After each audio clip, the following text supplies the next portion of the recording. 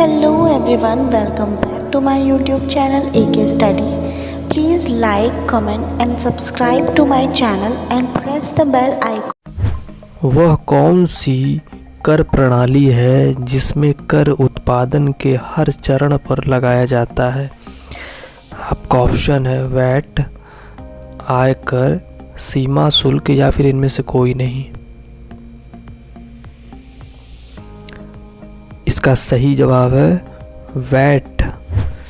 VAT में उत्पादन के हर चरण में वस्तु के मूल्यवर्धन पर कर लगाया जाता है। निम्न में से कौन सा कर अप्रत्यक्ष कर है? आपका ऑप्शन है आयकर, संपत्ति कर, निगम कर या फिर बिक्री कर। इसका सही जवाब है बिक्री कर। आयकर, संपत्ति कर और निगम कर तीनों प्रत्यक्ष कर हैं जिन्हें केंद्र सरकार द्वारा लगाया जाता है। बिक्री कर, उत्पादन कर, सीमा शुल्क अप्रत्यक्ष कर हैं। वस्तु एवं सेवा कर जीएसटी निम्न में से किस कर को खत्म कर देगा? आपका ऑप्शन है संपत्ति कर, निगम कर, वैट या उपयुक्त सभी। इसका सही जवाब है वैट। वस्तु एवं सेवा कर जीएसटी केवल अप्रत्यक्ष करों जैसे बिक्री कर, उत्पादन कर, सीमा शुल्क को खत्म करेगा। प्रत्यक्ष करों पर कोई प्रभाव नहीं पड़ेगा।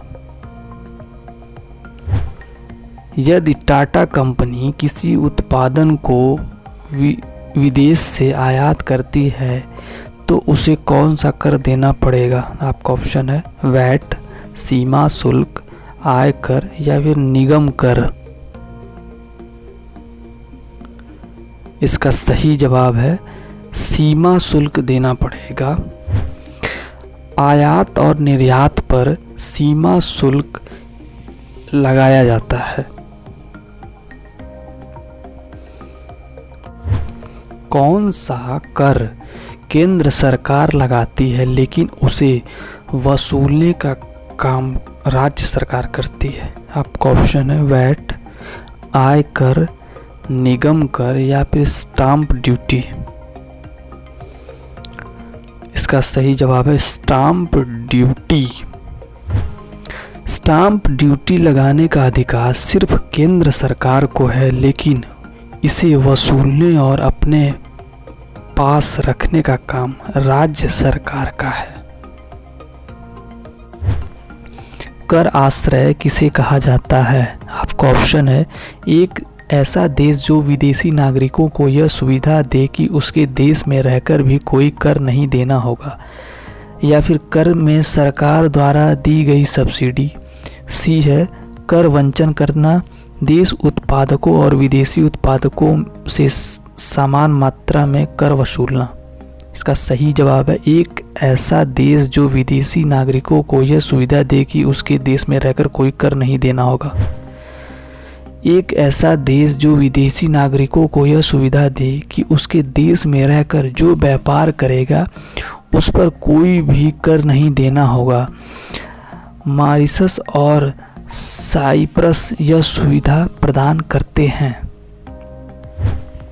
भारत में किस तरह की कर प्रणाली पाई जाती है? आपका ऑप्शन है प्रगतिशील, अध्योगामी, अनुपातिक या फिर इनमें से कोई नहीं। इसका सही जवाब है अधोगामी पाई जाती है। भारत में आयकर अधोगामी रीति से लगाया जाता है।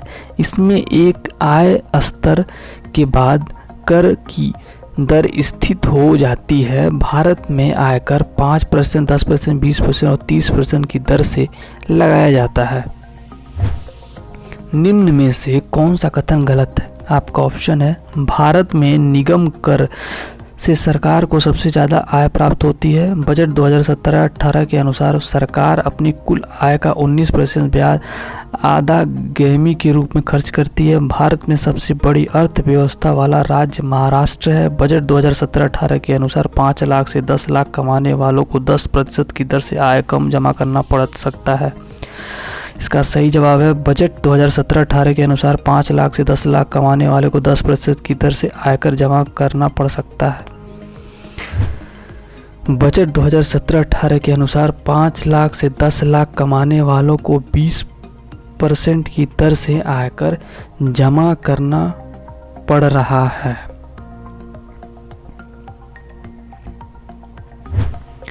बजट 2017-18 के अनुसार सरकार को मिलने वाले कर का हिस्सा घटते क्रम में कौन सा है? Option A, option B, option C या ऑप्शन डी? इसका सही जवाब है निगम कर, आय कर और उत्पाद कर। बजट 2017-18 के अनुसार सरकार की आय का सबसे बड़ा हिस्सा निगम कर 19%, आयकर 16% और फिर उत्पाद कर 14% का है। निम्नलिखित में से कौन सा एक केंद्र सरकार द्वारा नहीं लगाई जाती है?